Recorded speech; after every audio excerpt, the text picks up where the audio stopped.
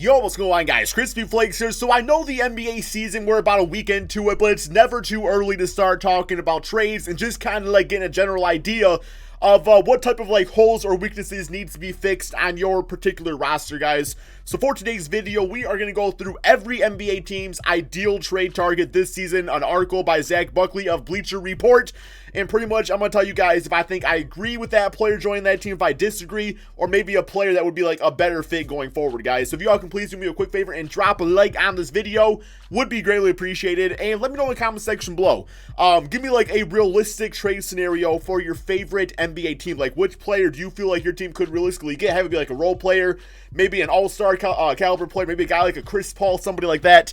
And here we go, man. Let's get going on this. I always love these articles just because, like, you get like kind of like some crazy answers sometimes. So the first one we have is Steven Adams of the OKC Thunder going over to the Atlanta Hawks. I'm all for this, man. I actually feel like if they got Steven Adams, he is literally like the missing piece of their puzzle. Because for one, the salary cap situation of the Hawks is not really that bad because a lot of they're like great players, like your Trae Youngs, John Collins, players like that, man, are still on rookie or smaller contracts.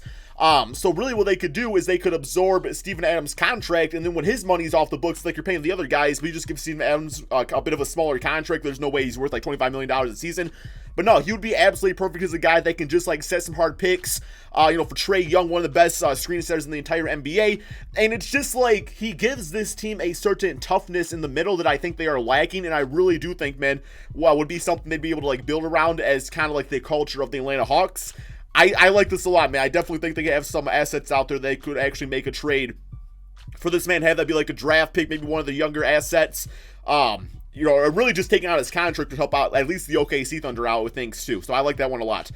Next up, we have Domantas Sabonis of the Indiana Pacers. So Sabonis is a great player, man. I feel like he's one of the most underrated players in the entire NBA. His footwork is great. He's got the mid-range shot. He can even extend out to the three-point line. Doesn't shoot a ton of threes, but when he does, he tends to be able to knock them down.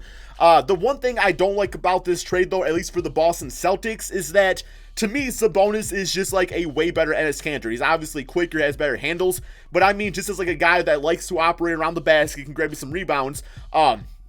I really think that offensively, they don't really need a center like that. I feel like there's a lot of options on the Boston Celtics already. They need definitely like a rim protector, a guy that can grab some rebounds, just like a big 6'11" pound body out there that will do those things to just kind of, intimidate the other team's offense a little bit. I don't think Sabonis quite does that for this Boston Celtics team. Now, as far as the team trained for Sabonis, yes, that's great. And I know he's listed as like a power forward, but let's be honest, man, he's more of a center. That's kind of how the Pacers have been playing him.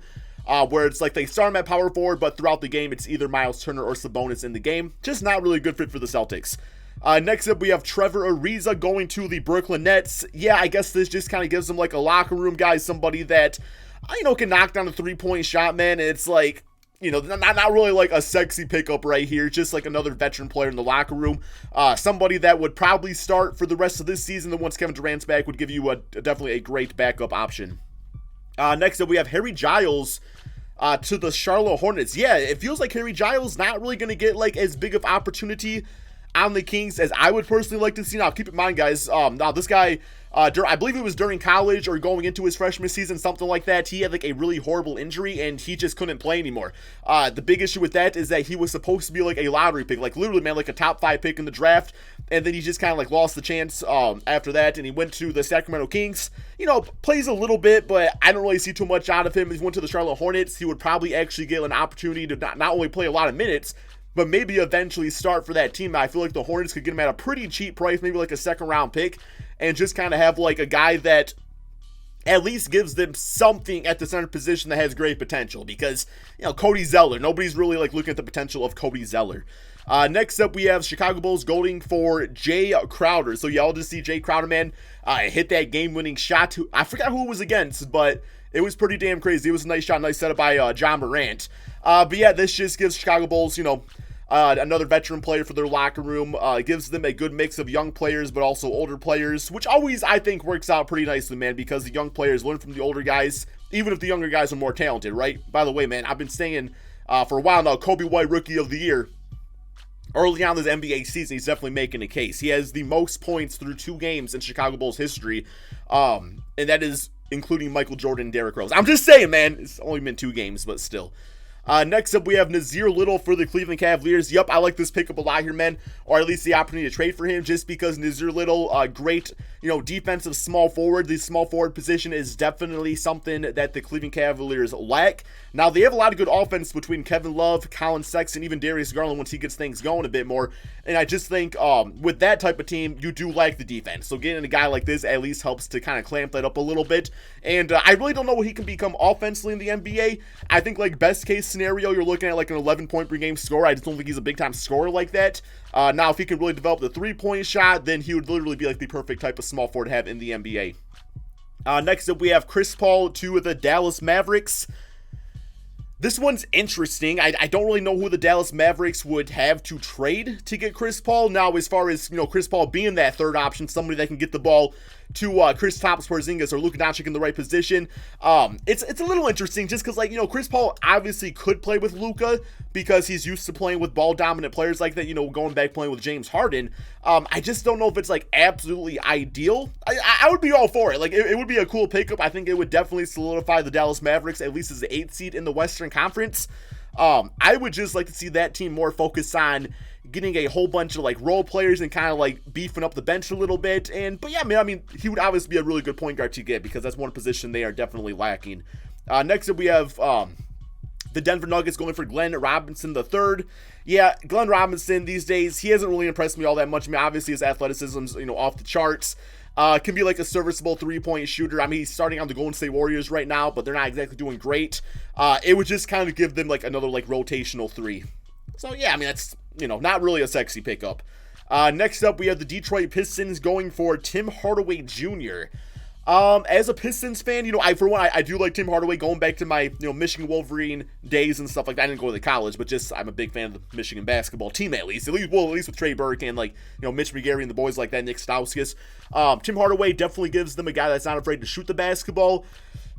His streakiness kind of gets to me at times. I would be all for maybe a Reggie Jackson, Tim Hardaway switch, I guess. I don't know if I want a guy like that in my starting lineup, though, because he does tend to have that J.R. Smith mindset where he can go 8 for 8 and then all of a sudden go 1 for 16. It just pisses you off. But I don't know, man. Maybe. I'll say a maybe on that one. Next up, we have Robert Covington to the Minnesota Timberwolves. Yeah, I think everybody's kind of waiting for D'Angelo Russell to get traded from the Warriors, just because in the first 2 games, it's just not really looking like a good fit. And that's such a small sample size, guys. Got to keep that in mind. But, us as basketball fans, we all know we overreact. Come on, man. We all do it. You just kind of can only look at what you've seen so far, right? But no, Robert Covington, I think a lot of people have been kind of waiting for this to happen for a long time. He would pretty much just be the new Andre Iguodala, would help them defensively. And yeah, he's just a really good player. I think he'd be a great player in Steve Kerr's system. Next up, we have Kevin Love to the Houston Rockets.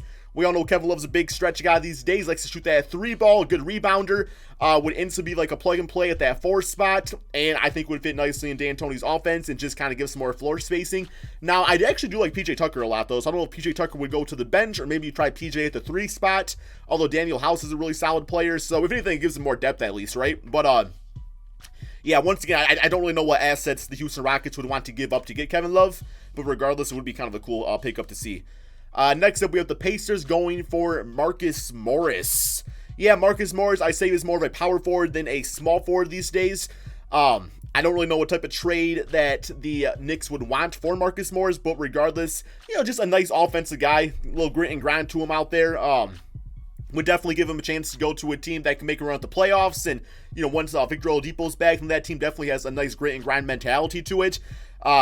You would probably have to, because they got some bonus at the 4, but I feel like Marcus Morris should probably start. So, and that right there, that's not going to be the trade. That's just giving up way too much for Marcus Morris. So I don't really know what type of trade they would work out to do so. Next up, we get the Los Angeles Lakers, Andre Iguodala. Yep, he's a champion. Former Finals MVP, knows how to win basketball games. Just gives them another veteran on the team that could definitely, play. I still think play some defense and knock down that 3-point shot. Probably not a high percentage, but, shooting 3 of them per game. He'll probably make at least one, give you 33%. Next up, we have Kyle Lowry to the Clippers. Guys, I said this last summer, man. Yeah, I said this last summer. I was saying how good of a fit this would be. The Toronto Raptors, I think that, nobody's saying that the Toronto Raptors are going to win a championship now, right? And Kyle Lowry's old. It's like, go out there, get some sort of assets for him to help build around Pascal Siakam, give the reins of the team to Fred VanVleet. He definitely deserves that at this point, and Kyle Lowry would definitely fix some of the playmaking problems of the Clippers that I think will arise as the season goes along. Obviously a champion now, and just a great player to have. Really on a team going for a championship like that, man. I just feel like he's got the chemistry with Kawhi Leonard. It's literally the perfect fit. You got Patrick Beverley coming off the bench, and there you go. I absolutely love the fit, guys. Next up, we have Miles Turner to the Memphis Grizzlies.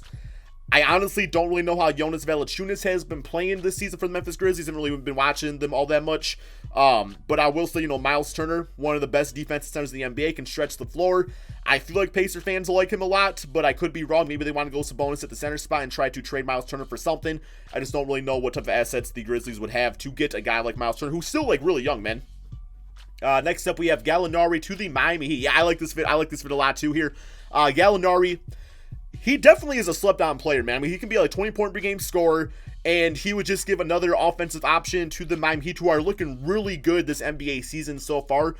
He would be like a low-key great second option to Jimmy Butler, where he doesn't really have the ego where it's like, okay, this is my team now. No, he will just go out there and play great basketball, and that would be good, man. I think he'd be a nice fit alongside Jimmy.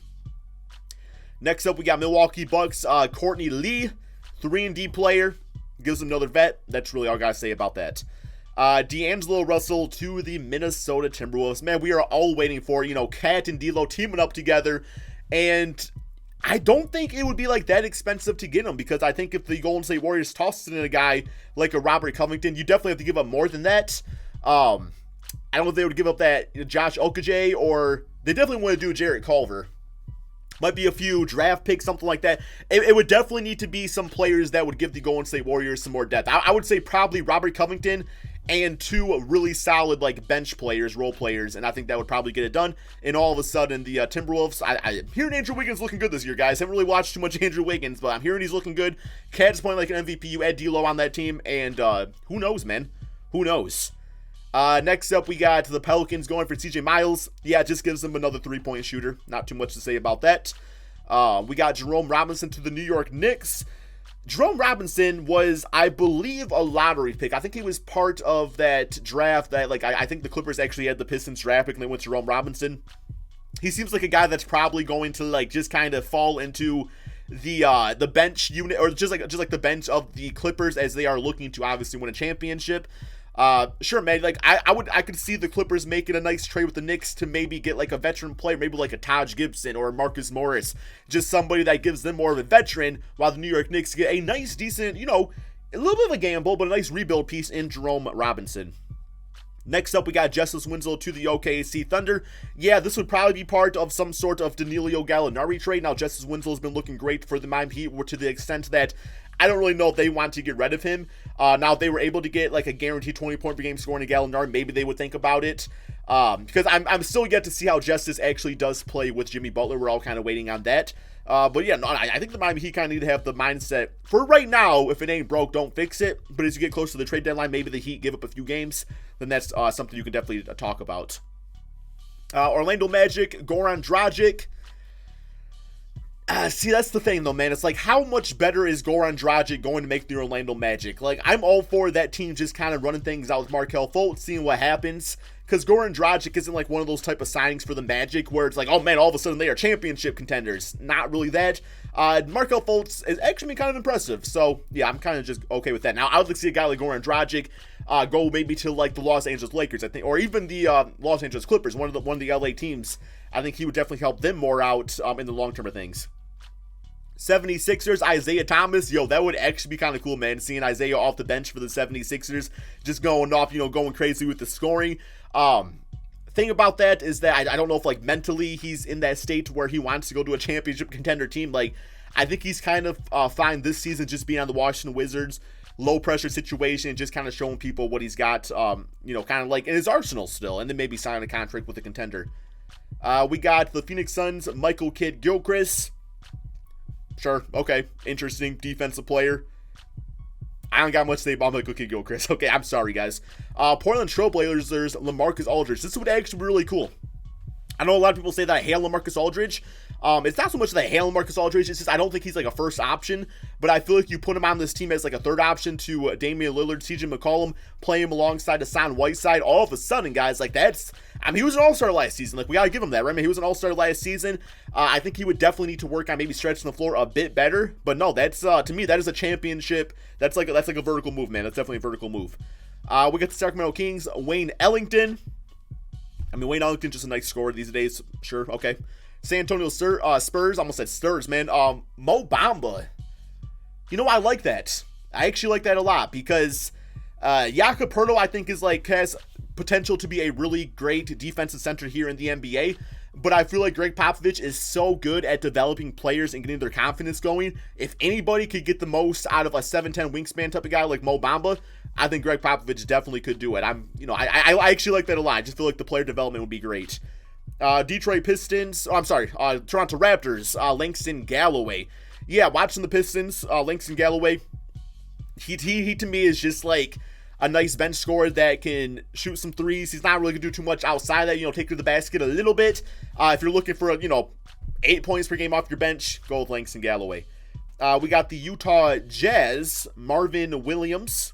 Yeah, I mean, older player, but we know what he is. He's a stretch. He's a stretch player. We got the Washington Wizards, Chris Dunn. Sure. Maybe start him at point guard this season. He was still, a top 5 pick. Now, as far as the Chicago Bulls, I don't think he's really playing as much because I think they're going with Tomas Satoransky as the starting point guard. Kobe White kind of playing more of the backup minutes. Eventually, that's actually going to switch around. And, Chris Dunn, no pun intended, will be done in Chicago. Actually, totally was a pun intended. But no, guys, that is the end of the article right there. I thought overall these trades were actually pretty decent, man. Like, nothing crazy or outlandish. Nothing that I'm like, there's no way that could happen. Like, I think for definitely most of these, you can make a case for it. So, no, good article. Like I was saying, guys, give me your thoughts in the comment section below. Give me one realistic trade. Thank you all so much for watching, and peace out, my friends.